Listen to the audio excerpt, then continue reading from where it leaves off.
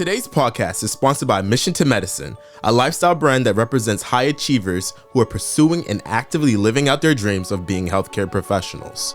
Check out the latest merchandise online at www.missiontomedicine.com.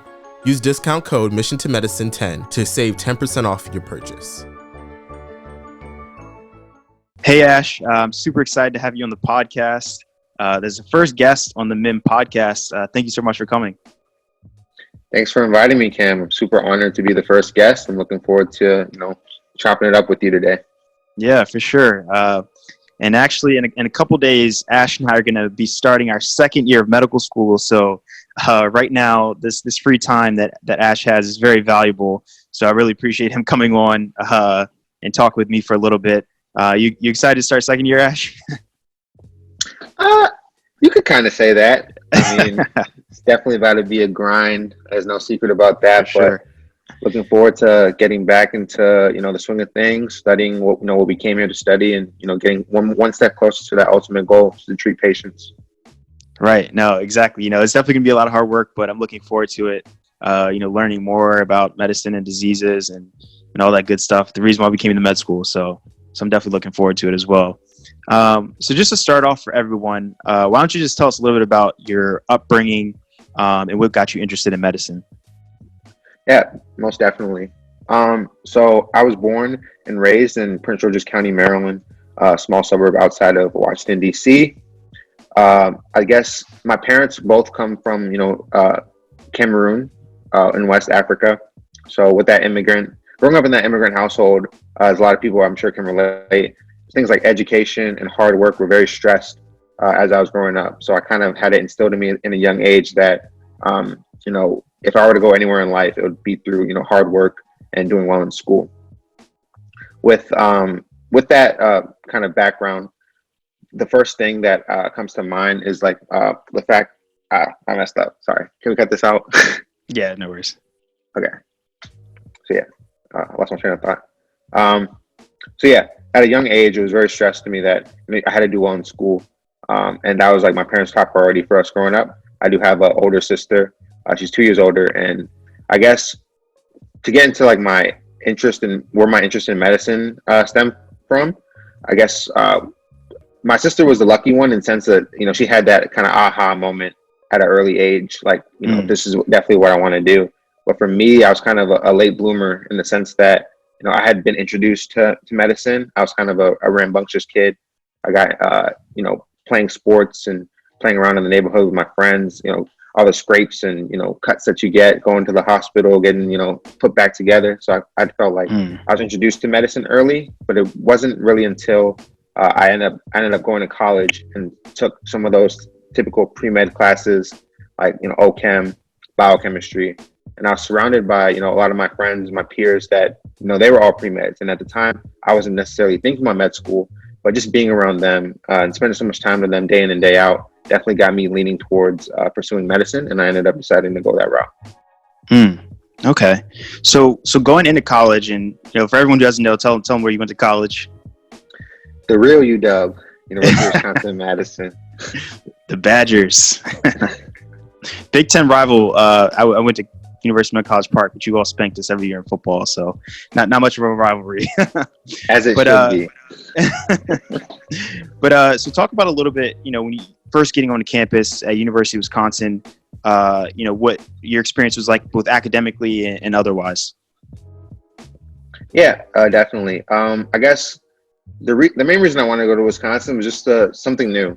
I grew up, as I said, in Prince George's County, Maryland.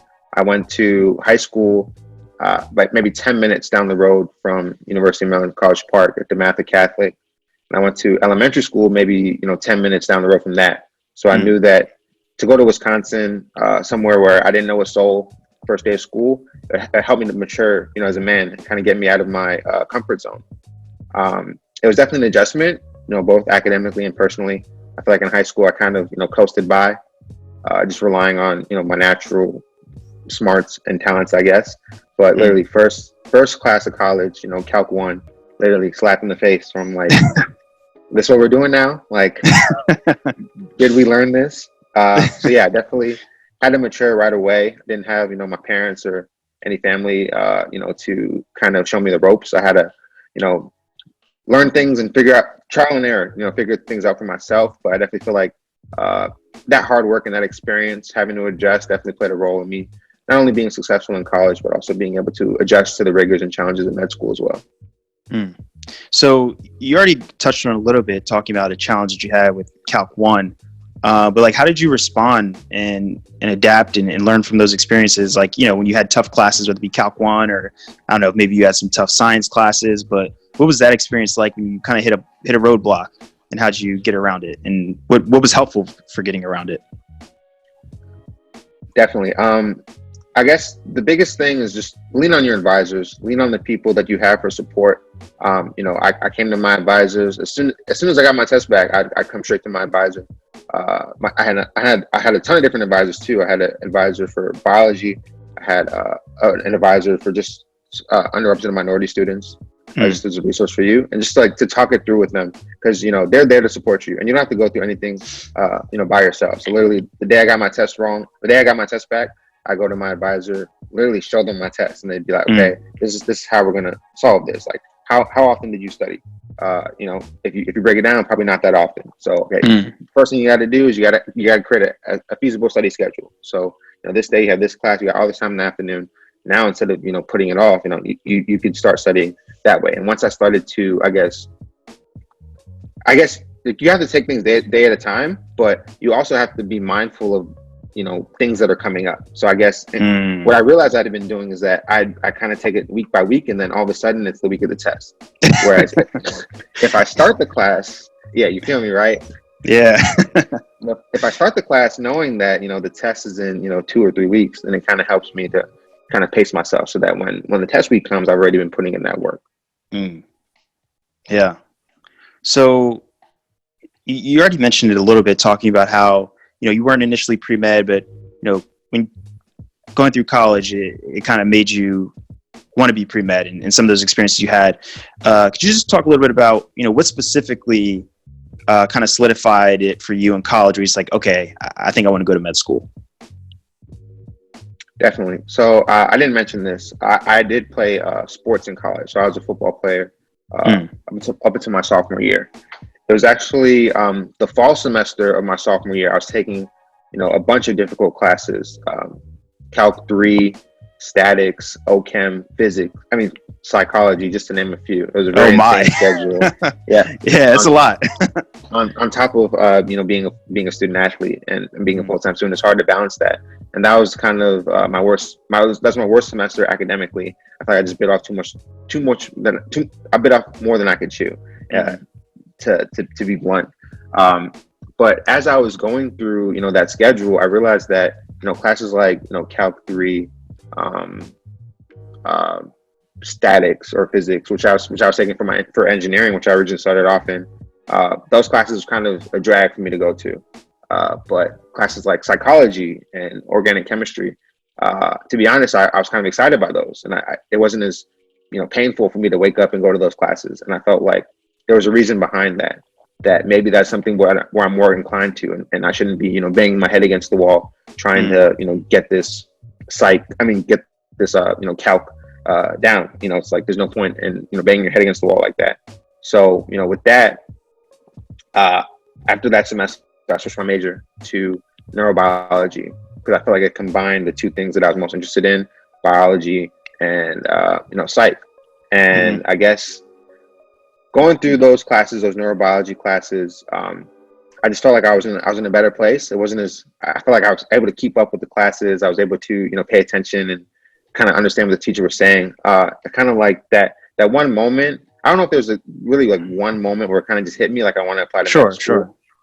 But I guess my senior year, I ended up teaching a biochemistry course, and kind of the feedback that I got from that course was that, I was a very good one-on-one instructor, that they felt very comfortable. My students felt very comfortable talking to me one-on-one, and they felt like I explained things well to them. And I was able to get my point across, and I didn't judge them if they didn't understand what was going on. And, kind of that feedback, it's kind of like not a direct correlation, but I felt like that's something similar to what a doctor would do. Sitting down with patients, interacting with them, teaching them, not being judgmental. That was a huge thing. And that kind of led to the spark for me to say, maybe I do have a future in medicine. I feel like it wasn't like necessarily one moment, but that was kind of like the first like biggest push in that direction. Sure. So when you talk about that story there, something that stood out to me is that you went from, you said engineering to neurobiology, right? Yeah. So something I'm thinking is like, geez, that's still like, a hard major going on there. So, you said that was around the time that you decided that you want to go into medical school. So, while you were going through, those neurobiology classes and, all the classes that came with that major, were there any times that you doubted yourself or, wondered if you could really get into med school? And how did you deal with that if that happened to you? 1,000%. When I was on academic probation, my GPA, just for transparency, was about a 2.6. And I ended up bringing it up. That was the start of my sophomore year. I ended up bringing it up to about 2.9, the start of my junior year. Because after that one semester, at the end of my sophomore year, I was able to bring it up. And I actually met with an advisor, a faculty advisor, and I literally told him, like, okay, I think that, this might be for me. I think that I want to go to medical school. And it's a scary thought to, commit to, having that dream, because that's when failure starts to set in. Like, what if it's hard for me to admit that I really want this, because what if I end up not getting it? So I kind of had to get over that and, tell this advisor, like, I think that this is something I want to pursue. And, he wasn't trying to be rough. He was just keeping it real with me. He was like, with your GPA, you're going to have to put in a lot of work. And I want to make sure that you're being realistic with, what you can achieve. And I feel like, in college, one of my best friends was my roommate my sophomore year. And, I go to him for everything, motivation, just mental health, just checking in to this day. We've been friends for 7 years. Wow. And, he was the kind of one where he was just like, he had faith in me. He said, I know that you're the type of person that if you seriously want to do it, you're going to do it. I have no doubt in you. So having friends like that, having, family members just in my corner, they definitely motivated me. And whenever I doubted myself that, it's not going to be easy, but, if this is something I'm truly passionate about, and this is something that I truly want to see through, that all I got to do is put in the hard work and put the rest of my faith in God and know what happened. Wow. That's amazing. This is the first time, I'm really hearing about your pre-med journey. So it's really amazing to hear how you really persevered and kept pushing, knowing that you really wanted it. So could you talk a little bit about, your application process? I guess starting really with the MCAT, because, that's a beast that, a lot of people have to go through, a challenge that a lot of people have to go through, and it's required to get into med school. So talk about the MCAT and then going from there, like your application process. For sure. So I ended up taking the MCAT the summer after I graduated undergrad. So our graduation was on a Saturday, I remember, and that following Monday, I had met with my PI from my research lab. And I came to him just like, I don't know, I'm a Dr. Auger. I don't know what to do. I don't know if I wanted to go to med school. I don't know if I want to go to grad school. Like I'm leaning towards med school, but with my GPA, I'm not sure if it would be worth it, if worth even submitting my application. And he sat me down. He told me, he's like, your GPA leaves a little bit to be desired, but with the letters of recommendation that they'll be able to provide me, and with my extracurriculars, the only question mark is the MCAT, and that if I can nail that MCAT, I stood a fighting chance on getting in. So literally, I left his office, and I called my sister up, who fortunately had taken the MCAT before, because she is currently a medical student at Meharry in Nashville, Tennessee. So it was nice to have her to kind of guide me as I was getting started, and she immediately shipped me, all of her MCAT books, and I got to studying about maybe 2 weeks later, because I did just graduate and wanted to chill out. Right. Sure, bit. Of course. So yeah, after 2 weeks later, a little bit delay, I got started studying. I didn't use any test prep resources or anything. Just had the Kaplan books, I guess, and just literally wrote it out day by day from June 1st, which is when I started, to my exam day, September 9th. Every day I broke down what I was going to do, whether it was, OChem chapters 1 and 2, do it today. psych, do it today. And I kind of just went through each subject. Once I got a subject out of the way, I do some practice exams, then move on to the next subject. And every once in a while, I take like a full practice exam. So I'm not only doing the subject that I'm currently doing, but I'm also reviewing some of those old ones. And even the subjects that I haven't gotten to yet, I still know what to expect, so that when I'm studying, I'm able to optimize my studying because I know what the tests on the exam are looking for. Yeah. So I kind of went through that. No, it was You're on the grind. Yeah, it was. I was lucky because I knew that I didn't want to take it just for me personally, and it's up to each person individually. But I knew the way that I studied, I kind of had to go all in for 3 months like that. And I was doing other things. I was doing research. I was working at an ice cream store actually that summer. Oh, wow. Yeah, Cold Stone. Shout out Cold Stone. Hey. Yeah, I mean, I knew that it was just 2 or 3 months, fully dedicated, studying eight hours a day, treated like a 9 to 5, and luckily it worked out in my favor, I guess. There you go. Yeah, I mean, that's amazing. I mean, that's kind of similar to what I did. It's like you got to put in the work. And I think it's really cool how you had that moment talking to your advisor and hearing well, you got to really knock this MCAT out the park, and that's what you did. You got to work and you put in the work, and obviously you're in med school now, so it worked out.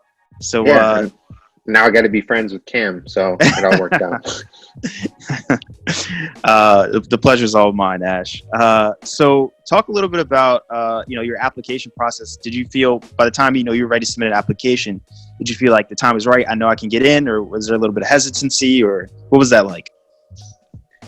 It was definitely kind of nerve-wracking. It's definitely, they say like, shoot your shot. Definitely was like, this could go one of two ways. I felt like, the MSAR was a great resource for me. The medical school admission requirements, I believe. Mm-hmm. So really just doing my homework, looking at, what schools I fit in that range, that target range. Because, anything could happen. So you kind of don't want to cast a wide net. So I felt like I had casted a wide enough net that I stood a chance at a lot of the different schools that I applied to. Obviously, you have your reach schools where if I get in here, it would be great. But I felt like with that MCAT score, I was able to put myself in a position that if I didn't get in, it wouldn't be because of my MCAT score. I felt pretty confident that I'd get in somewhere. Hopefully, I felt like I don't know. I felt like the biggest thing is that I felt like with my experiences with football, that adversity that I overcame, that upward trend that I was able to create in my GPA, I felt like I stood a chance because someone would read my application and be like, I haven't read something like this before. And I feel like that's when you're in the med school process, that's kind of what you should want to get across with your application. So you haven't just read 1,000 different applications just like mine. Mine will stand out to you. And if you're able to get that across in your application, which I felt like I was able to, I feel like you stand the best chance. Yeah, absolutely. So, you went through the application process, and talk about what it felt like when you got that acceptance to medical school. I was elated. I felt like the plan. So I had graduated college in May of 2017, and I got my first acceptance September 2018. So it was literally over a year of anticipation, and the plan was set forth. Even earlier than that, I just felt like all that hard work is finally coming to fruition. And then just it being an in-state school, here in Maryland, it was so tough being in Wisconsin away from my family all those years that just being able to stay at home here in Maryland was just icing on the cake. So it was a no-brainer. And yeah, it was just a ton of joy, a ton of high fives and congratulatory texts. So it was a great time. Yeah, it's so exciting, and I'm sure Maryland was happy to have you once you decided to come here. So, it was a win-win both ways for sure. So now, obviously, getting into Maryland and starting school, just talk about what that experience was like as a first-year medical student this past year. For sure, like we said before, it was definitely a grind. First year was a roller coaster. I feel like. The very first lecture kind of just hit me where it's like, okay, now I see what they're talking about. This isn't, your regular, college experience. It requires a little bit more effort, just the amount of material that's getting thrown at you. And, you really do have to treat it like, a 9 to 5, treat it like your job. You got to take pride in it. I view every test, every examination, as a challenge, personal challenge on myself to, do the best that I can. And it's really just, the battle's been, as hard as it is physically, getting up in the morning, studying, staying up late, but a lot of it is, just mentally, staying motivated.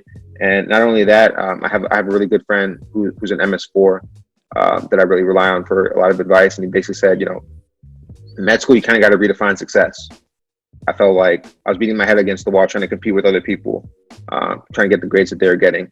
And it went on for a while. But I feel like once he said that to me, and I kind of got it in my head that, I got to redefine what success means to me. If I'm able to, do my best and take that exam and know that, I did my best, or enter that patient room and give my, get my history and report it to my preceptor and know that, this is the best that I can. Keeping that in mind. Well, as soon as I, kind of started incorporating that to my day to day, definitely made first year a more enjoyable experience for me. And I'm looking forward to, continuing with that this year. Yeah, no, I would definitely agree with you. And, I've learned as well, it's really important to just maintain a growth mindset. Just every experience you have, just trying to get better and improve. No one's just born with the intellect to be able to score well in an exam or know how to navigate a patient situation. You just have to get better and improve a little bit, every single day. So I 100% agree with you on that.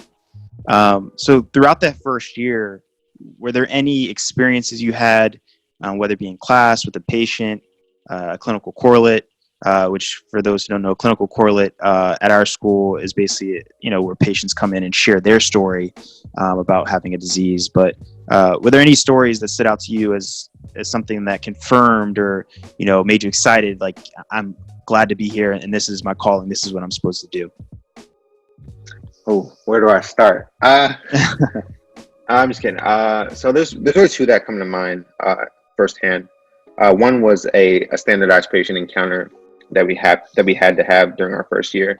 For those who don't know, standardized patients are basically, they're trained actors, and they kind of are trained to act as a patient. So they play the role of the patient, and you interview them just like you would any other patient, but it's just that they're trained in the fact to be able to provide you feedback and pick up on things that a regular patient might not be thinking about in a regular physician-patient encounter. So one of our standardized patients that we encountered this year was a very difficult case. A lot of it was geared towards kind of the social determinants of health. So it was a patient that was uninsured, or she was playing a patient that was uninsured, had a lot of chronic conditions, didn't have a place to stay, was homeless. And I went through the interview kind of just being myself. Every time I talk to a patient, I just try to be myself. And I wasn't really conscious of these things, but in her feedback to me, she kind of said that, she was amazed at the level of empathy that she felt from me when talking to me. And that's something I don't necessarily, I mean, it's always good to keep in mind, but it's not something that I'm always like tuned into, like try to be empathetic. I guess it just kind of comes across naturally. Something that she said that really stood out to me and I thought was important was that, she felt that she was able to tell me anything, and that just my demeanor was very comforting. And that when she told me stuff about, obviously it was a standardized patient, so she hasn't actually been going through these things, but when there was things that, she talked about, the struggles that the character she was playing had gone through in her life, and the fact that she was homeless and she didn't have, insurance, and she'd been, living on the street, and that, she said that, she told me those things and my demeanor didn't change at all. That she felt that I treated her from start to finish. I treated her, with respect and like a normal human. And that I feel like, unfortunately, in the medical field, there might be some encounters that, patients have with physicians, and it doesn't necessarily go that way. They can come across as, as judgmental, or, not really caring, or not as empathetic.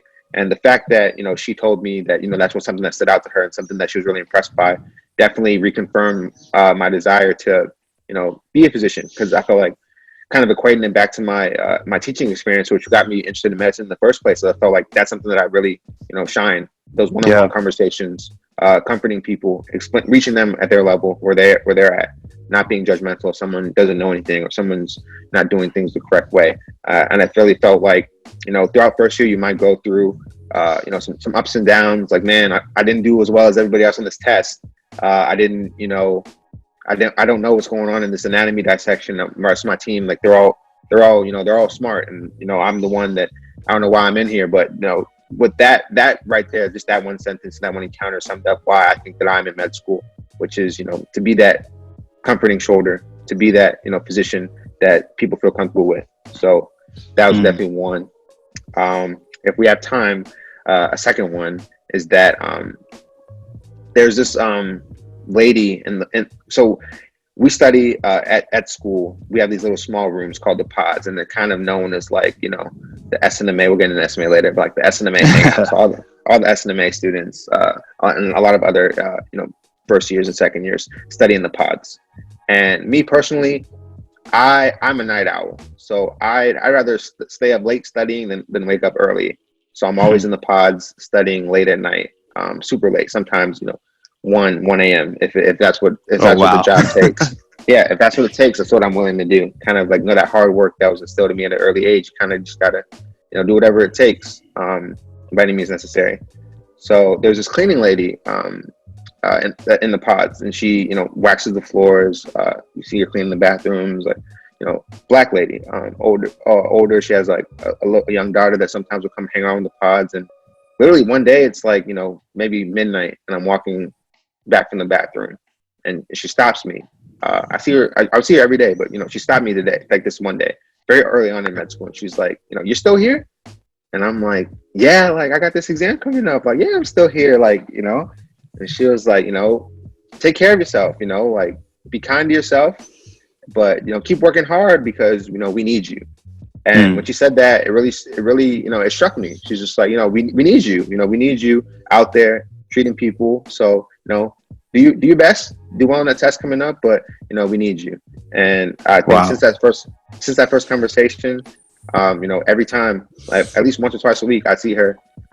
She'd know to come stop by, see me late studying, and be like, "Oh, you got a test coming up?" I'm like, "Yeah." Always.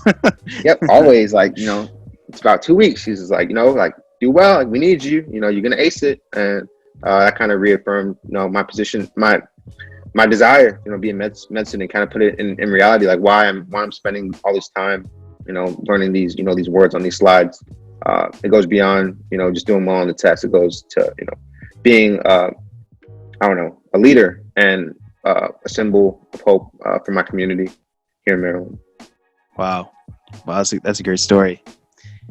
So that's actually a great transition into the next thing I want to talk about. So at the end of your first year of medical school, you were elected as the president of the Student National Medical Association, and I'll let you touch on that. So let's start off with that. Just tell them what the SNMA is for those who don't know. For sure. Yep. So the Student National Medical Association, or SNMA, it's a national professional organization led by med students, and basically our organization is geared towards meeting the needs of underserved communities, primarily through youth outreach. So going into schools, elementary schools, high schools, and getting kids interested in science, to kind of increase that pipeline of Black and brown people that are deciding to go to med school and become physicians, just so we can have a physician workforce suited to serve our underserved communities. In addition to that, we do a lot of different community service efforts, like health screenings, educational talks, and in addition to that, I guess kind of the main facet to me is just providing support to med students, current and future. So not only once you get into med school, but even before you get in, we have MAPS chapters. MAPS stands for Minority Association of Pre-Medical Students.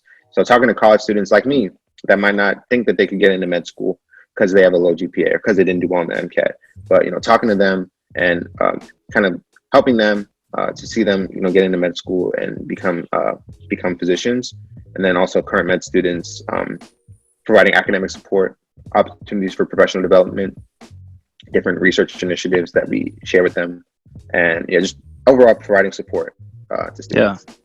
Yeah, absolutely. I think that sums it up great. So going off of that, like I was saying, at the end of your first year, you got elected to be the SNMA president for our class, or for the organization, for the 2020-2021 school year. But right after our election, or not long after the election, in May, late May, was the murder of George Floyd. And that murder was a culmination or accumulation of a lot of killings of unarmed Black individuals over the past months and for many, many years before that. And as we saw across the country, people were tired and they wanted to see change. And I think we saw that at both the individual level, people wanting change, and as well as organizational level, schools and beyond, worldwide. So could you just talk about how busy you got as the SNMA class president, involved with so many different initiatives, and what your experience was like navigating those times? Yeah, for sure.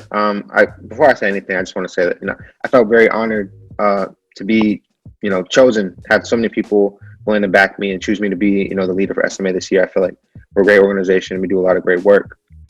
With that said, I didn't necessarily anticipate having to step into this role that I've kind of embraced this summer, being that voice for change and activism. I think that the killing of George Floyd and Ahmaud Arbery, Tony McDade, the names go on and on.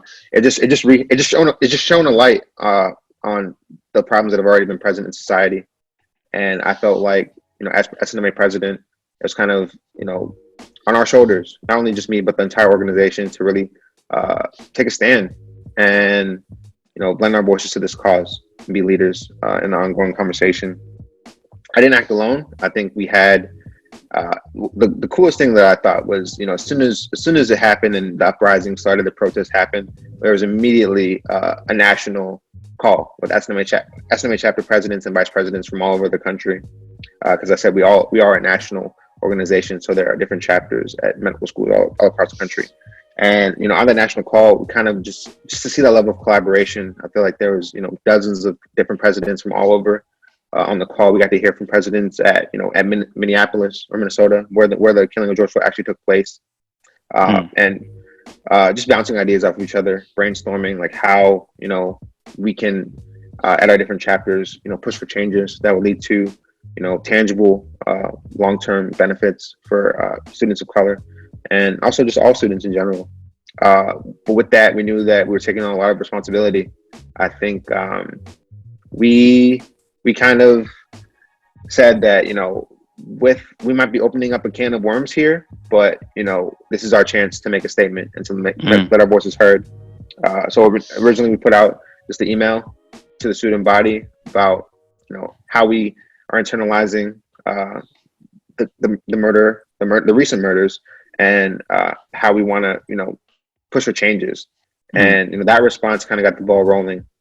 We followed that up with a town hall where I kind of gave a speech to the student body just saying, as SNMA president, I take as my responsibility, to support students through this, and that we'll be working tirelessly to kind of guide our school through this and address, some things that could be improved with the, the curriculum and just the culture throughout the school, creating safe spaces and having more time for reflection on the different, instances of racial injustice that we might be exposed to.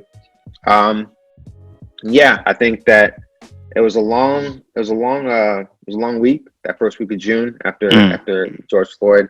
Now, I don't think I've ever seen that many emails that many unread emails just flying in. A lot of sleepless nights. Me and my vice presidents, Rachel and Grace, that you guys know. I think that my sister has a saying that I think I repeated to you maybe once or twice, Cam, but it really stuck with me. God doesn't call the qualified; He qualifies the called. So I felt like there was a reason that our board was chosen to be, the board, the leadership for SNMA during all this. We literally just taken office, and I got to give credit to the board before us. They put us in a great position to succeed and handle it well, and we didn't miss a beat. We were firing on all cylinders, and we really made a statement that was well received by not only our fellow student body but also the faculty. And I felt like it was important for us to do so, and I was glad to be able to kind of lead that charge for us. Yeah, absolutely. And one of the things that you mentioned was the town hall and the speech that you gave. And for me, one of the most poignant moments during your speech was when you said to the class, and you talked about your feelings and years back when Trayvon Martin was killed, and he was about the same age as you and I when it happened, and I remember in the same way I felt similar feelings when that case happened, and I remember watching on TV and all the emotions that came with that. But I thought it was so important for you to share that with the class and for everyone who was on the call, just so they could understand the burden that we face sometimes, and the challenges that go along with it, and how upsetting these situations can be. So we really appreciate you and your leadership throughout that, and we know that you'll continue to lead us throughout this year as we navigate some different things. So I just wanted to thank you. I don't know that I've ever officially thanked you for all the work you put in and leading us throughout that. So I really appreciate that. Yeah, I appreciate it, Cam, and I appreciate. I don't know if you said Cam's one of my trusted board members, so I know that a couple times this summer driving him crazy, texting him at 2 a.m. But if I ever needed anything, I know Cam had my back through all that. So I feel like really lucky and blessed to be in this position and have the support that I have in place. For sure, we have a nice group. Very excited for this upcoming year with SNMA. So going into the second year now and beyond, what excites you about being going into medicine, being a doctor, and even more specifically, being a Black male going into this field? Definitely. I think the most exciting thing to me is just, that feeling that you get when, you walk into a patient's room, especially in a city like Baltimore, where it's a lot of predominantly Black, demographic. Just walking into a patient's room and being able to say, hey, I'm student doctor. I still have the student before it, but just being able to say, hey, I'm student doctor, so-and-so, and I'm here to take care of you. Yeah. And just their faces have brightened up, especially by my first year. A majority of the patients that I did see, in the ER or up in, intensive care, they were, African American. So just being able to be that leader and that, kind of that the symbol where it's like, hey, we can make it, we're doing this. That's definitely in my career, what I'm looking forward to the most. Absolutely. So looking forward, do you have any specialties that you're interested in as of yet? About that, yeah, million dollar question. So I didn't touch on this, but after I graduated undergrad, I did spend 2 years working as a medical scribe in an emergency department back in Prince George's County, where I grew up. That experience was it was much needed, because I feel like I had my conceptions about what it was like to be a doctor, and I seen like all seasons of Grey's Anatomy, and I'm like, oh yeah, like you do this, but I think that experience was very helpful in showing me the day-to-day, the maybe not so exciting stuff, charting, rounding, putting patients, physical exam notes in, the stuff that's not so glamorous, just like the day-to-day, being a doctor. So with that, I definitely feel like I was leaning towards emergency medicine, just because I like the the fast paced kind of walking into work and not really knowing what you're going to see. You might see primary care complaint, you might see a kid, you might see a trauma, neurology complaint, someone coming in with headaches, just that variety. So that's kind of what kind of drew me to emergency medicine, not only to working as a scribe, but also maybe to pursue my own career. With that being said, I feel like the best advice that I've gotten in life is not to put all your eggs in one basket. So at this point in my medical career, I'm still trying things out, seeing what I like, what I don't like. I feel like I haven't ruled out other things like surgery, internal medicine. Right now, I'm still pretty open to all different specialties. It's kind of could be kind of scary when you have some classmates that are really set on their specialties. Kind of you might feel like you're on the outside looking in, but I feel like the grass is always greenner on the other side. You can't really put that pressure on yourself to know exactly what you want to do unless you've been exposed to it. So I'm looking forward to, third year getting out there in rotation, seeing what each specialty has to offer, and then hopefully when we run this podcast back in a year or two, I'll have a solid answer for you. Sounds good. We'll have to do that. Yeah, we still have plenty of time to decide officially what we want to do. So plenty of time there. So obviously, as a medical student, you get very busy, a lot of studying and a lot of hard work. But what are some of the things you do outside of medicine? Just to maintain your own personal wellness and kind of just have fun. Definitely. I think that's very important. All my listeners, if you're in med school, you kind of have to stick to something that just brings you joy. Otherwise, it'll be very easy to get consumed in studying, and that never ends. I feel like in med school, there's always going to be time to learn more. There's always going to be time to study more, but there might not be time to do that thing that you love doing, hanging out with your family, or your hobbies. So it's very important. I feel like it's an important topic for us to address. Me personally, I'm a huge podcast fanatic.